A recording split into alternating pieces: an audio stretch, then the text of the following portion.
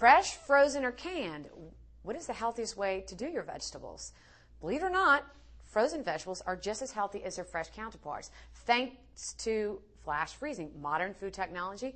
And when farmers are growing produce, they know our vegetables are going to freeze. They flash freeze, and one thing flash freezing does, it locks the nutritional value in. Bam, locks it in.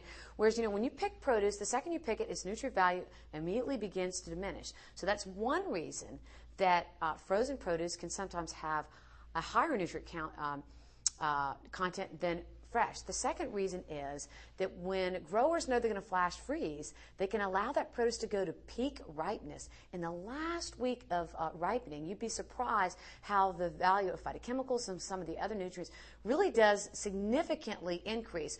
Whereas produce is going to be distributed and sold fresh, sometimes has to be picked like 2 or 3 or 4 weeks before peak ripeness because it has to be shipped halfway around the world. So feel great about fresh. Feel just as good about frozen. Sometimes frozen can be more convenient because it doesn't go bad either. It sits in the freezer for a long time. Canned vegetables are certainly better than no vegetables at all, but the reason they are clearly inferior to fresh or frozen is for a couple different reasons. Number one, they're sitting there in water, and water-soluble nutrients will leach out into that water. B vitamins, vitamin C, and unless you drink the water they're canned in, which I don't recommend because it has too much sodium, you're not going to get optimal amounts of those nutrients. The other thing is the canning process means high heat exposure. Heating is part of the canning process to preserve those, to give them a long shelf life, and we have many, many important nutrients, especially phytochemicals, B vitamins, vitamin C, that are heat sensitive.